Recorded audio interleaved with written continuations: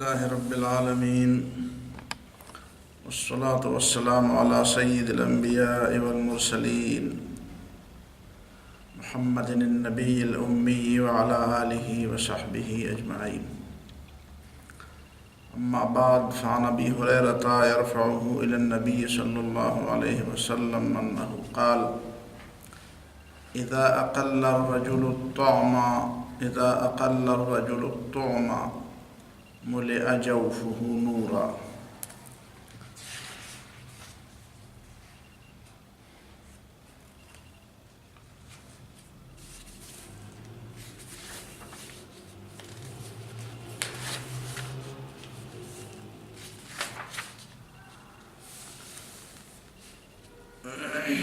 وعن عائشة رضی اللہ تعالی عنہا قالت قال رسول اللہ صلی اللہ علیہ وسلم اذا التقى المسلمان فسلم احدهما على صاحبه كان احبهما الى الله احسنهما بشرا بصاحبه فاذا تصافحا انزل الله عليهما 100 رحمة للبادي 90 وللمصافح 10.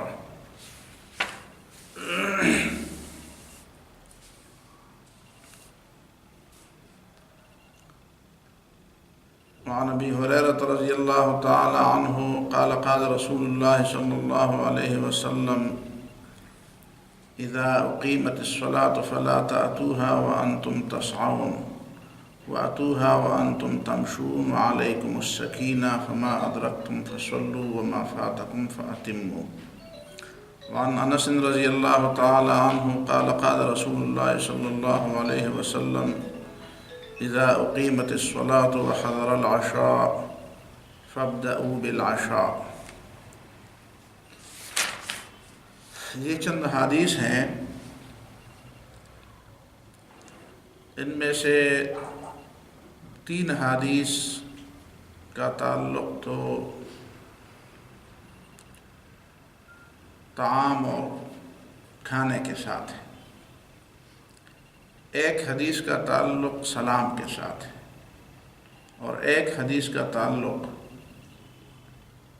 آداب کے ساتھ ہے.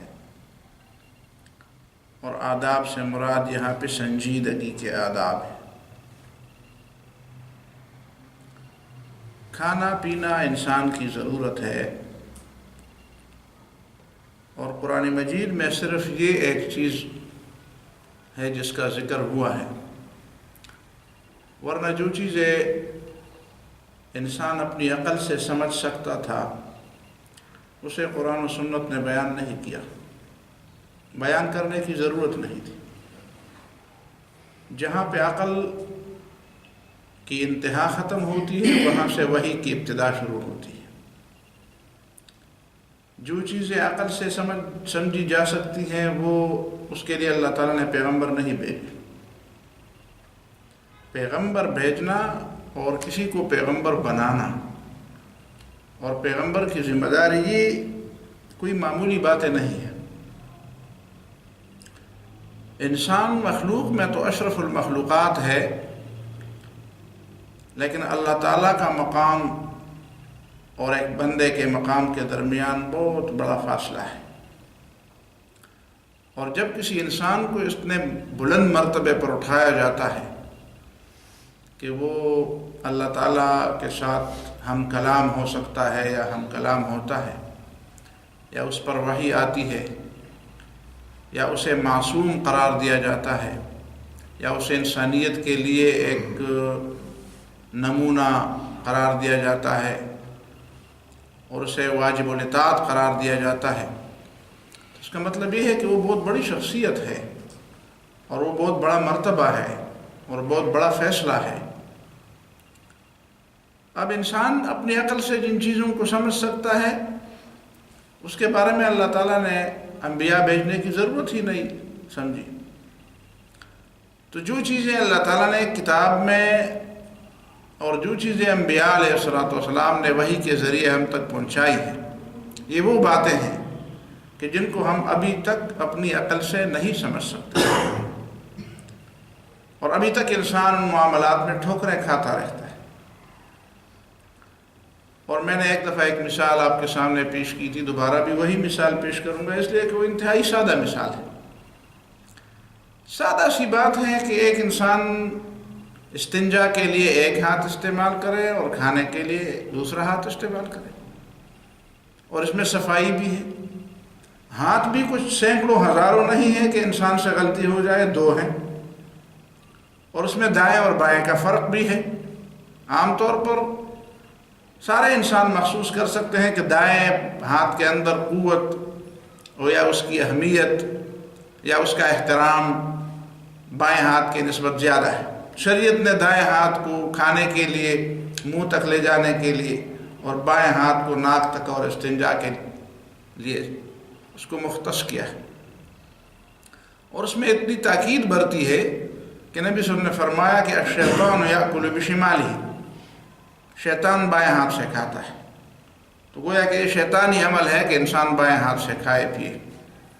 اب یہ ایک سادہ سی بات ہے، تو آج کے انسان نے اتنا عقل مند ہونے کے باوجود اور آسمان پر سیارے چھوڑنے کے باوجود اور ہائیڈروجن اور ایٹم بم اور کمپیوٹر اور پتہ نہیں کیا کیا چیزیں ایجاد کرنے کے باوجود اس چھوٹی سی بات کو کیوں نہیں سمجھا؟ اور اگر سمجھا ہے تو کب سمجھا ہے؟ کب کسی مغربی اور کسی یورپی اور کسی امریکی کی کتاب میں کب لکھا ہوا ہے کہ دائیں ہاتھ سے کھاؤ اور بائیں ہاتھ سے استنجا کرو؟ جبکہ 1400 سال سے قرآن مجید میں یہ بات بالکل تاکید کے ساتھ لوگوں کو سمجھائی جا رہی ہے، اور مسلمانوں کی عادت بھی ہے، مسلمانوں کا طریقہ بھی ہے کہ وہ دائیں ہاتھ سے کھاتے ہیں اور بائیں ہاتھ سے استنجا کرتے ہیں۔ لیکن مغربی قوموں کو ابھی تک یہ بات سمجھ نہیں آئی، اور ہمارے بچے جب ہم ان کو سمجھاتے نہیں ہیں تو ہم بھی دیکھتے ہیں کہ وہ بھی اس بات کی پرواہ نہیں کرتے کہ کس ہاتھ سے کھایا اور کس ہاتھ سے ناک صاف کی۔ تو اگر یہ سامنے والی بات جو بالکل ایک نوشتہ دیوار ہے اور اس میں بالکل زیادہ عقل کی ضرورت بھی نہیں ہے، ایک موٹی عقل والا انسان بھی اس کو سمجھ سکتا ہے، تو آخر یہ بات لوگوں کی سمجھ میں کیوں نہیں آئی؟ اسی وجہ سے رسول اللہ صلی اللہ علیہ وسلم نے اس بات کی طرف تاکید فرمائی کہ یہ نہیں آنے والی ہے۔ تو اس سے بڑھ کر جو انتہائی گہری باتیں ہیں اور جو انتہائی عمیق قسم کی اور انتہائی باریک قسم کی باتیں ہیں، وہ کیسے انسان کی سمجھ میں آ سکتی ہیں جس کا تعلق انسانوں کے معاشرے سے ہو، انسانوں کے اجتماعی نظام سے ہو، انسانوں کے پیسے کمانے سے اور پیسے خرچ کرنے سے ہو، ان کے اجتماعی نظام سے ہو، ان کے تعلقات سے ہو، ان کے فیصلوں سے ہو، ان کے معاملات سے ہو، وہاں پہ انسانی عقل کیسے پہنچے؟ لیکن ان سب کے باوجود چونکہ خوراک اور جو کھانا اور پینا دونوں، خوراک میں دونوں چیزیں شامل ہیں، یہ تو انسانی ضرورت تھی، تو اس کو قرآن نے باقاعدہ واضح الفاظ میں کلو واشربو کہہ کر بالکل واضح فرمایا۔ تو ایک آدمی سوال اٹھا سکتا ہے کہ یہ عقل اور شرب، یہ کھانا اور پینا، یہ تو ویسے بھی انسانی ضرورت، جس طرح آپ پہلے کہتے ہیں کہ جو چیزیں انسان اپنی عقل سے سمجھ سکتا تھا وہ تو قرآن و سنت نے اپنا موضوع نہیں بنایا، اس لیے کہ وہ انسانی عقل پر چھوڑ دیا کہ یہ تم کر سکتے ہو۔ تو جو چیزیں بیان کی ہے اس کا مطلب یہ ہے کہ اس کے مقابلے میں اپنی عقل مت لاؤ۔ اس بیان کا مطلب یہ ہے کہ جو چیزیں اللہ اور رسول نے بیان کی ہیں، اگرچہ تمہاری عقل اس کے بارے میں کوئی دوسری رائے رکھتی ہو تو رکھتی ہوگی، لیکن اس کو قرآن و سنت کے مقابلے میں پیش نہ کرو، یہ شیطانی کام ہے۔ اور پہلے سے بتایا گیا کہ شیطان نے اس طرح کام کیا، شیطان نے اللہ کے حکم کے مقابلے میں اپنی عقل پیش کی، تو یہ کام تم نے نہیں کرنا، اگر تم مومن ہو تو یہ نہ کرو۔ تو اب اس سے یہ سوال پیدا ہوتا ہے کہ پھر کھانے پینے کا حکم کیسے آیا قرآن و سنت کے اندر؟ تو اس کا یہ مطلب ہے کہ ایک تو یہ ہے کہ کچھ لوگ اور آج تک یہ بات ہے، کچھ لوگ کھانے پینے کو اللہ تعالیٰ کی مرضی کے خلاف سمجھتے ہیں، اور وہ ان کا یہ فلسفہ ہے کہ انسان چونکہ روح اور جسم سے بنا ہوا ہے اور دونوں کا آپس میں ایک مقابلہ ہے، ایک تضاد ہے، دونوں ایک دوسرے کے مد مقابل ہیں، اور جب ایک دوسرے کے مد مقابل ہیں تو مد مقابل ہونے کا مطلب یہ ہے کہ آپ جسم کے تقاضے پورے کریں گے تو روح جو ہے اس کے تقاضے پورے نہیں ہوں گے اور وہ مزمحل ہو جائے گی، اور حتیٰ کہ آخر تک جو ہے فنا ہو جائے گی یا کام کی نہیں رہے گی۔ اور اگر آپ روح کے تقاضے پورے کریں گے تو پھر جسم کی یہ حالت ہوگی۔ لہذا آپ کی آزمائش اسی میں ہے کہ آپ روح کے تقاضے پورے کرتے ہیں کہ جسم کے تقاضے پورے کرتے ہیں۔ اسی فلسفے کو قرآن نے رد کر دیا۔ کہ روح اور جسم کا آپس میں مقابلہ نہیں ہے، روح اور جسم کا آپس میں تعاون ہے، آپس میں تعامل ہے، آپس میں ایک دوسرے کے ساتھ مددگار ہے، یہ زندگی کے معاون ہیں ایک دوسرے کے ساتھ۔ روح کو جسم کا معاون ہونا چاہیے اور جسم کو روح کا معاون ہونا چاہیے۔ یا الفاظ دیگر اس سے بھی بڑھ کر آپ اچھی بات یہ کہیں دیں کہ ان دونوں کی مثال راکب اور مرکب کی ہے، کہ روح جو ہے وہ سوار ہے اور جسم اس کی سواری ہے۔ آپ کی سواری اچھی ہوگی، آرام دہ ہوگی، ٹھیک ہوگی تو آپ کو منزل تک پہنچائے گی، اور آپ کی سواری خراب ہوگی، آپ اس کا لحاظ نہیں رکھیں گے، جس طرح آج کل کہتے ہیں کہ آپ اپنی گاڑی کا خیال رکھیں گے تو گاڑی بھی آپ کو منزل کو پہنچائے گی، اور اگر آپ اپنی گاڑی کا نہ تیل دیکھتے ہیں، نہ اس کی ہوا دیکھتے ہیں، نہ اس کا پانی دیکھتے ہیں، تو ظاہر ہے کہ آپ کو راستے میں چھوڑے گی۔ تو اس کے مقابلے میں اسلام نے یہ تصور پیش کیا کہ نہیں، ان کا باہمی تضاد نہیں ہے، ان کا باہمی تعامل ہے، ان کا باہمی توافق ہے، یہ آپس میں ایک دوسرے کے مددگار ہیں۔ البتہ توازن اس کو کہتے ہیں کہ جس چیز کی ضرورت جتنی ہے اس کو اتنا وقت دیا جائے، اتنا اس کی اہمیت دی جائے۔ توازن کا یہ مطلب نہیں ہے کہ آدھا آدھا ہے، ایک کو جتنی اہمیت آپ دیتے ہیں اتنی اہمیت آپ دیں گے تو اس کو توازن کہتے ہیں۔ اگر ہم چائے پکانے میں توازن قائم رکھتے ہیں تو اس کا یہ مطلب نہیں ہے کہ جب اس میں 1 کلو دودھ ڈالتے ہیں تو 1 کلو اس میں چینی بھی ڈالیں، اور اگر ہم ترکاری میں توازن قائم کرتے ہیں تو اس کا یہ مطلب نہیں ہے کہ 1 کلو اس میں گوشت ڈالتے ہیں تو 1 کلو اس میں مسالہ بھی ڈالیں اور نمک بھی ڈالیں 1 کلو۔ مطلب ہے کہ جتنی ضرورت مسالے کی اور نمک کی ہے اور مرچ کی ہے اتنی ہم ضرورت کے مطابق وہ ڈالیں، اسی کو توازن کہتے ہیں۔ تو جسم اور روح کے درمیان توازن یہ ہے کہ روح کی اہمیت زیادہ ہے اور جسم کی اہمیت اس کے بعد ہے۔ آپ یہ نہیں کہہ سکتے کہ میری اہمیت اور گاڑی کی اہمیت برابر ہے۔ گاڑی بھی ایک جگہ پہنچ سکتی ہے تو کسی دوسرے کو پہنچائے گی، اور آپ کو نہ پہنچائے گی تو وہ کام ہی نہیں ہوگا جس کام کے لیے وہاں پہ آپ کو جانا ہے۔ تو گاڑی کی اہمیت انسان جیسی نہیں ہے، گاڑی کی اہمیت اپنی جگہ پہ ہے لیکن انسان کی اہمیت اس کی وجہ سے گھٹتی نہیں ہے۔ اسی وجہ سے قرآن نے یہ بات۔ دوسری بات یہ ہے کہ قرآن نے صرف یہ نہیں فرمایا کہ کلوا واشربوا، بلکہ یہ فرمایا کہ ولا تسرفوا، اسراف بھی نہ کرو۔ اسراف اور تبذیر لوگ اس چیز کو نہیں دیکھتے تھے، کہتے ہیں کہ جب ایک چیز ضروری ہے تو بس ضروری ہے، اس کا مطلب یہ ہے کہ اس کو بس۔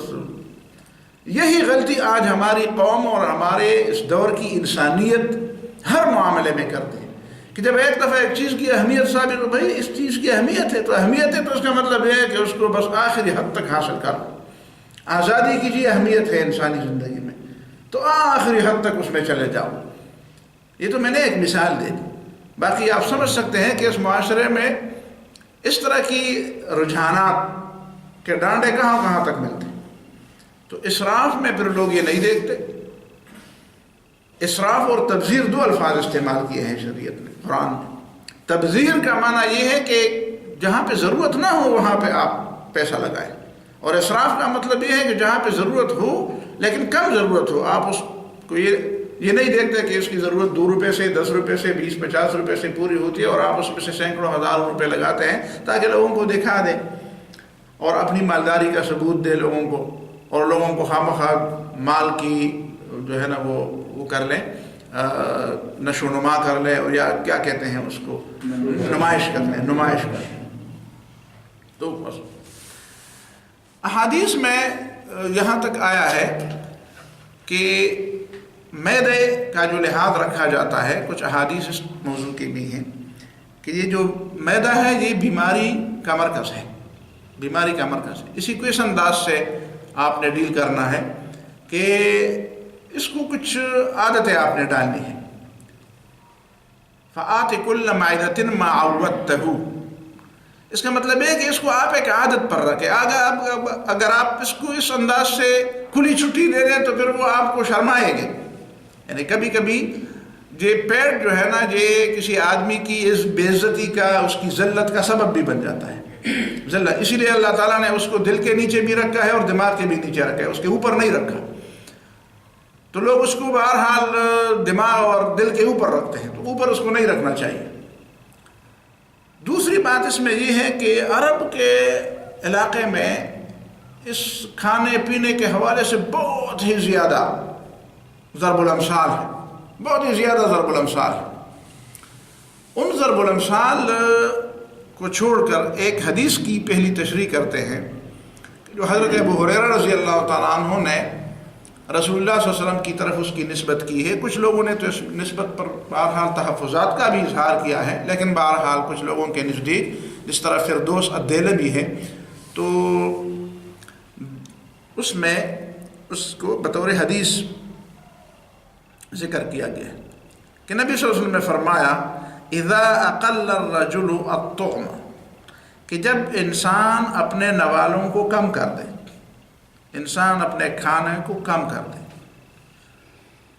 ملئ جوفہ نورا، تو اس کے پیٹ کو روشنی سے بھر دیا جائے گا، اس کے پیٹ کو روشنی سے بھر دیا جائے گا.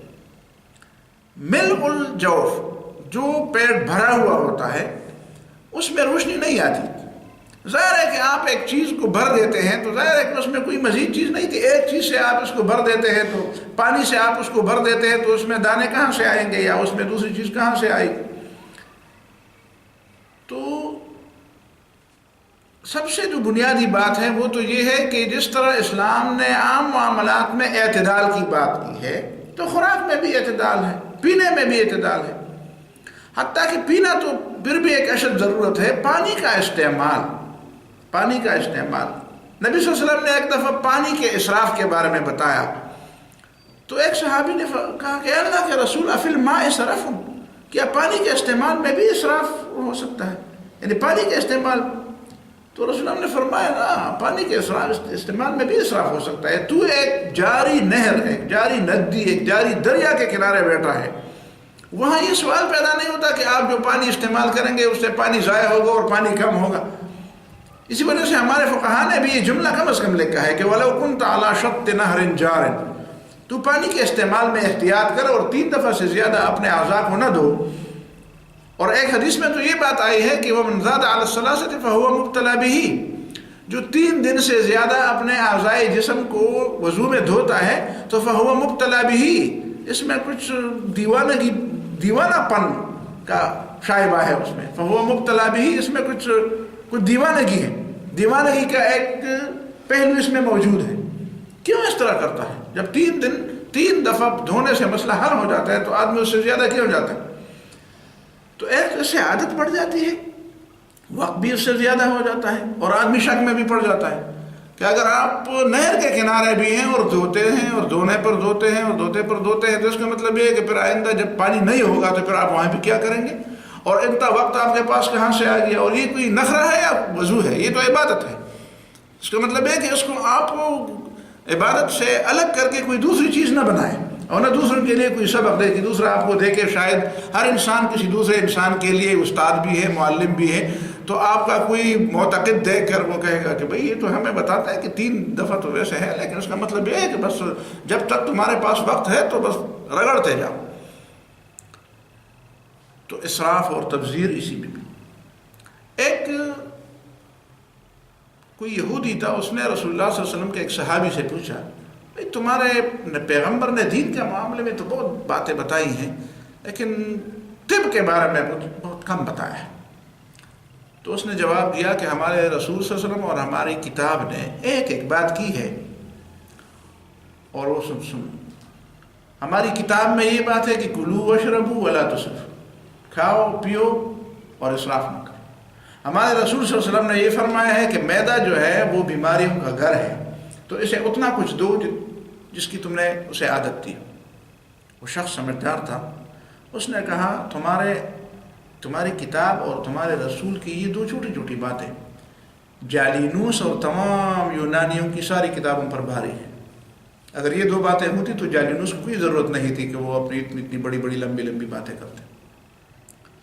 اور وہ مشہور واقعہ جو ہمیں بچپن میں سنا تھا اور پھر میں نے تلاش کیا، مجھے کہیں مل بھی گیا کتابوں میں، اس وقت میرے پیش نظر نہیں ہے، کہ رسول اللہ صلی اللہ علیہ وسلم کو مصر سے غالباً کوئی طبیب، مصر والوں نے نبی صلی اللہ علیہ وسلم کے پاس ایک طبیب بھیجا تھا اور پھر وہ طبیب اسی طرح واپس چلا گیا. اور جب وہاں کے حکمران نے نبی صلی اللہ علیہ وسلم سے شکایت کی کہ ہمارے طبیب آپ کو پسند نہیں آئے گی، کیا ہے؟ تو نبی نے فرمایا یہ بات کی، وہ ہمیں پشتوں میں وہ بتائی گئی تھی کہ خوگیشو علم ہوں ڈوڑے خرولا ماڑن یو چلاس کتی اچت. ہمارے پشتوں میں وہ بچپن میں یہ چیزیں بڑی اچھی تھی، آج کل تو یہ نہیں. تو اسی کے بارے میں رسول اللہ نے فرمایا کہ نہیں، ہم اس وقت نہیں کھاتے جب تک ہمیں شدید ضرورت نہ ہو. اور ہم اس وقت ہاتھ اٹھا لیتے ہیں جب ابھی ہماری ضرورت باقی رہتی ہے. ضرورت پوری ہونے سے پہلے ہم ہاتھ روک لیتے ہیں اور ضرورت پڑنے پر ہی ہم ہاتھ ڈالتے ہیں کھانے میں. قرآن میں اور حدیث میں اور عربی زبان میں جو جوع کا لفظ ہے جس کو ہم بھوک کہتے ہیں، میرے خیال میں جوع کا لفظ بھوک کا ہم معنی نہیں ہے. جوع جو ہے اسی بھوک کو کہتے ہیں جو ناقابل برداشت ہو، اس حد تک چلا جائے، بھوک اسی حد تک چلے جائے جو ناقابل برداشت ہو.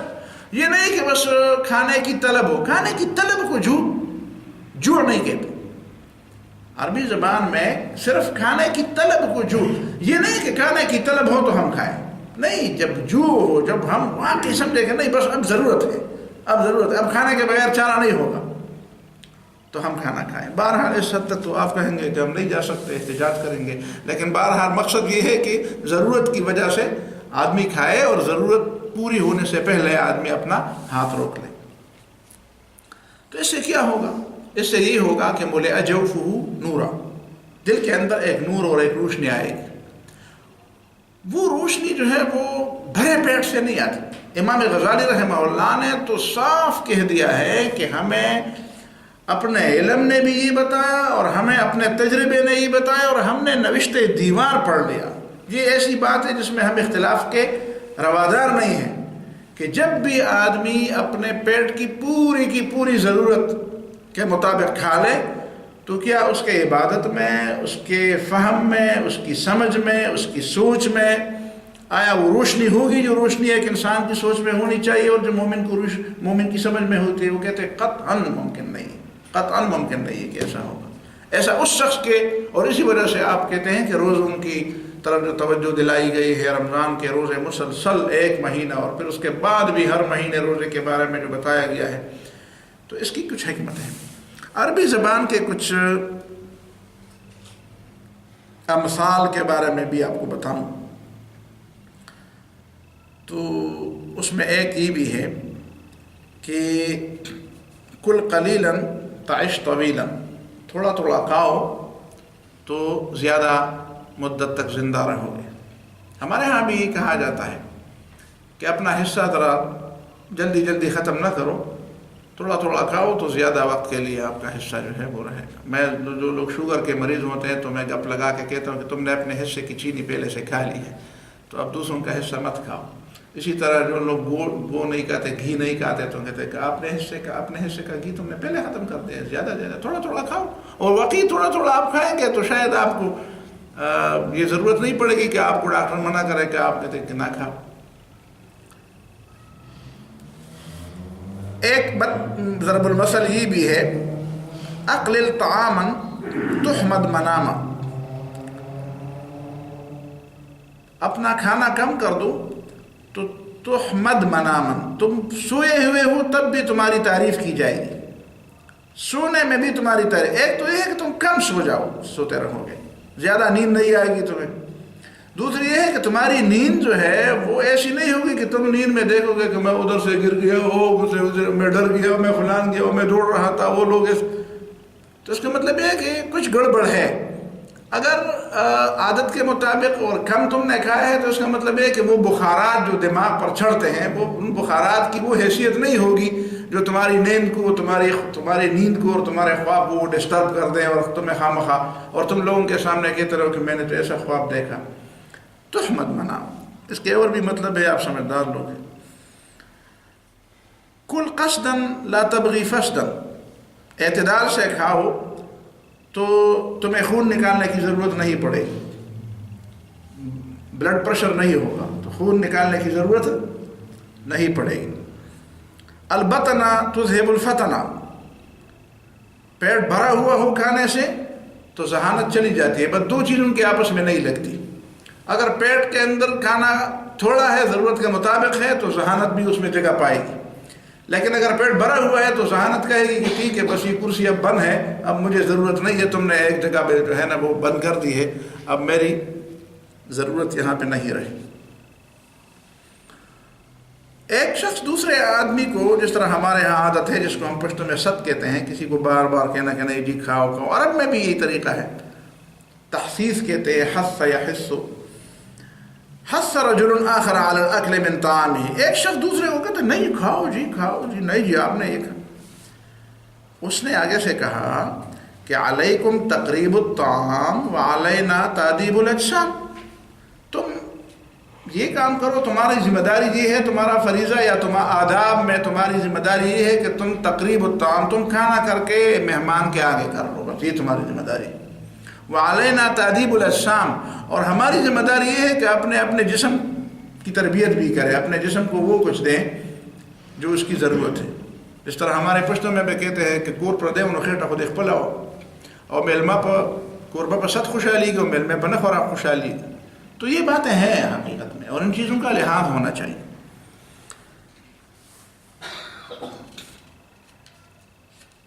یہ تو اس کے بارے میں ہوگا.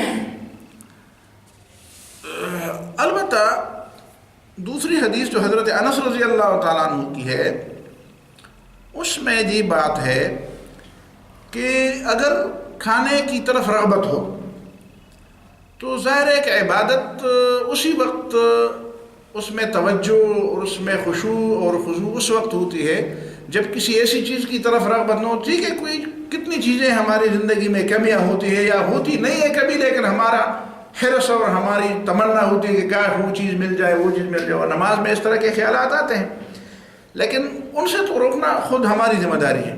ایک بچہ مجھ سے یہاں پہ پوچھ رہا تھا، 4-5 سال پہلے کی بات ہے، اب بھی وہ بچہ کبھی ملتا ہے تو ہنستا ہے کہ آپ نے مجھے بڑی اچھی مثال دی. چھوٹا بچہ تھا، کوئی 8-9 سال کا. مجھے کہتے ہیں کہ مجھے نماز میں خیالات بہت آتے ہیں کہ کبھی میں نماز میں ہوتا ہوں تو کبھی خیال ادھر جاتا ہے کبھی خیال ادھر جاتا ہے، تو میں کیا کروں؟ تو میں نے کہا بیٹا سائیکل چلانا آتا ہے تمہیں؟ کہتے ہیں ہاں جی چلانا آتا ہے.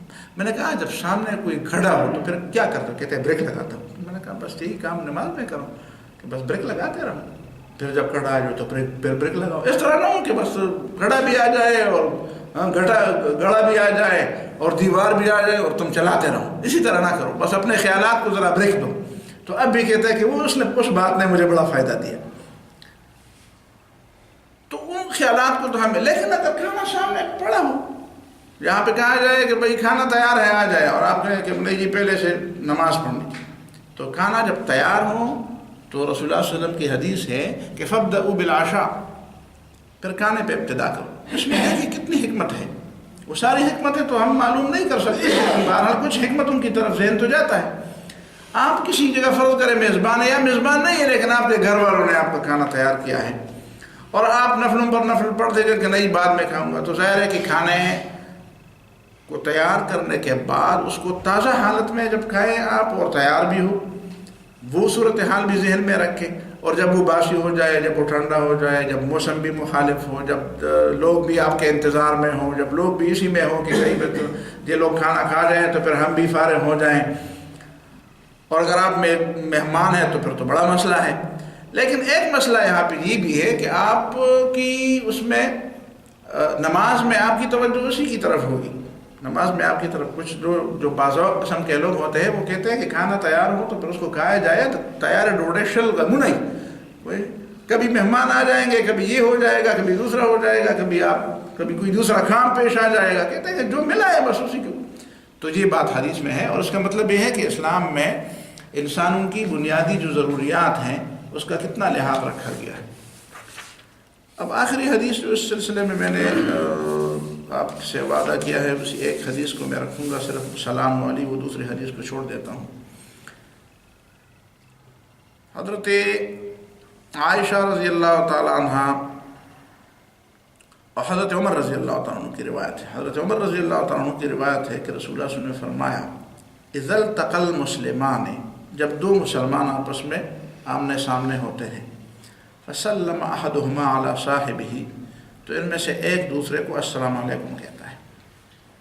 کان احبهما الى اللہ احسنهما بشرا بصاحبه، تو ان دونوں میں سے اللہ تعالیٰ کو سب سے پسندیدہ مسلمان وہ ہے جو دوسرے مسلمان کو ملنے سے اسے زیادہ خوشی ہوئی، جس کو اس ملنے سے زیادہ خوشی ہوئی. ظاہر ہے کہ ہمارے ہاں یہ تو ہوتا ہے کہ ایک آدمی دوسرے سے ملتا ہے تو ایک کو تو خوشی ہوتی ہے کہ اچھا میں فلان سے ملا، لیکن دوسرا کہتا ہے کہ یار کیا مصیبت آ گئی، وہ خوشی کا اظہار نہیں کرتا.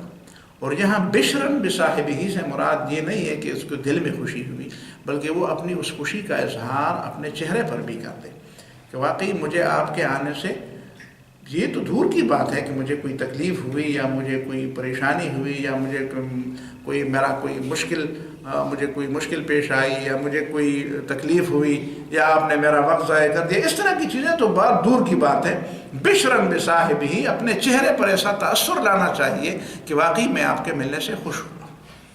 تو رسول اللہ صلی اللہ علیہ وسلم نے فرمایا کہ احبہما الی اللہ، دونوں اللہ تعالیٰ کو محبوب ہیں۔ ایک نے السلام علیکم کہا، دوسرے نے وعلیکم السلام کہا، ملا وہ بھی اور ملا یہ بھی، دونوں نے ہاتھ ملائے۔ لیکن سب سے زیادہ پسندیدہ اللہ تعالیٰ کے نزدیک وہ ہے جو دوسرے کے ملنے سے اسے سب سے زیادہ خوشی ہوئی، اور اس خوشی کا اس نے اپنے ماتھے پر، اپنے چہرے پر، اپنے عمل سے، اپنے انداز سے، اپنے طرز تخاطب سے اور اپنے طرز عمل سے اس کا اظہار کیا۔ فَإِذَا تَصَافَحَا، جب دونوں ہاتھ ملا لیتے ہیں، صرف دور سے ہیلو ہائی نہیں کرتے، تو ہاتھ ملا لیتے ہیں، انزل اللہ علیہما مئۃ رحمہ، اللہ تعالیٰ ان دونوں پر 100 رحمتیں نازل فرماتا ہے، 100 رحمتیں نازل فرماتا ہے۔ دیکھیں نا اللہ تعالیٰ کو انسانوں کی آپس کی محبت کتنی پسند ہے۔ وہ لوگ جھوٹ بولتے ہیں اور سفید جھوٹ بولتے ہیں جو کہتے ہیں انسانیت اسلام سے بھی بڑھ کر ایک چیز ہے، انسانیت جو اسلام کے اندر ہے وہ بہت بڑی چیز ہے، وہ بہت بڑی چیز ہے، لیکن لوگوں نے سمجھی نہیں ہے۔ وہ کون سا دین ہے، وہ کون سا مذہب ہے، وہ کون سا سسٹم ہے زندگی کا، وہ کون سا ازم ہے جہاں پہ انسانوں کے آپس کی محبت کی یہ تلقین کی گئی ہو اور یہ خوشخبری انسانوں کو دی گئی ہو کہ آپس میں ملو گے تم ایک دوسرے سے اور خوش اللہ تعالیٰ ہو اور رحمت اللہ تعالیٰ تمہارے اوپر نازل فرمائے گا، 100 رحمت اللہ تعالیٰ نازل فرمائے گا۔ للبادی 90، جو ابتدا کرتا ہے سلام میں السلام علیکم کہتا ہے، کوشش کرتا ہے کہ وہ پہلے السلام علیکم کہہ دے، تو اسی پر 90 رحمتیں نازل ہوتی ہیں۔ وللمصافح 10، اور جو اس کے بعد اس کے ساتھ ہاتھ ملاتا ہے اس سے اس کے اوپر 10 رحمتیں نازل ہوتی ہیں۔ جو ہاتھ ملانے میں پہل کرتا ہے، ہاتھ ملانے میں پہل کرتے ہیں۔ للبادی، دونوں ملے السلام علیکم، پھر کہتے ہیں السلام علیکم، السلام علیکم، دوبارہ کہنے کی ضرورت نہیں ہے، لیکن ہاتھ جس نے سب سے پہلے آگے کیا البادی، تو اس کے لیے 90 رحمت ہے، اور جو اس نے کے بعد ہے اس کے لیے 10 رحمت ہے۔ ظاہر ہے کہ وہ اس کا جواب ہے۔ اس کا مطلب یہ ہے کہ مسلمانوں کے لیے صرف السلام علیکم کہنا ہی نہیں، بلکہ اگر بالکل ایک تو یہ ہے کہ آپ گاڑی میں چل پڑتے ہیں، دور ہیں تو دور سے السلام علیکم کہنا کافی ہے، وعلیکم السلام کہنا، لیکن اگر آپ قریب سے ایک دوسرے کے ساتھ گزر رہے ہوں اور مل رہے ہوں تو پھر السلام علیکم کہنے کے ساتھ آپ ہاتھ بھی ملائیں۔ کچھ لوگوں نے پھر اس کے بارے میں بتایا، اچھا نماز کے بعد ہاتھ ملانا، اچھا جی درس کے بعد ہاتھ ملانا، اچھا جی عید کے دن ہاتھ ملانا۔ بھائی یہ کوئی فرض نہیں ہے، آپ ملتے ہیں کسی ضرورت سے تو اچھی بات ہے، اس میں اجر و ثواب ہے، لیکن یہ نہیں ہے کہ آپ نہیں ملے تو اس کا مطلب ہے کہ عید کی نماز نہیں ہوئی، درس نہیں ہوا، نماز نہیں ہوئی۔ ہاں یہ بات ہے کہ کچھ لوگوں کی عادت ہے کہ وہ ایسے نہیں ملتے، جب نماز سلام پھرتے ہیں تو السلام علیکم کو ضروری سمجھتے ہیں، اور جب سامنے آتے ہیں تو پھر سلام کو اور ہاتھ ملانے کو ضروری نہیں سمجھتے۔ یہ بات غلط ہے، یہ کسی مجلس کا یا کسی نماز کا یا عید کا اس کا حصہ نہیں ہے، یہ عام عادات کے طور پر۔ تو اس کو ایک خاص حصے میں اس کو محدود کرنا اور دوسرے حصے سے اس کو نکالنا یہ ٹھیک نہیں ہے، لیکن اس کے لیے کوئی وقت بھی متعین نہیں۔ یہ چیزیں ہیں جو فی الحال میں آپ کے سامنے رکھنا چاہتا تھا۔ اللہ تعالیٰ مجھے اور آپ کو سمجھ اور عمل کی توفیق عطا فرمائے۔ بارک اللہ فیکم، جزاکم اللہ خیر۔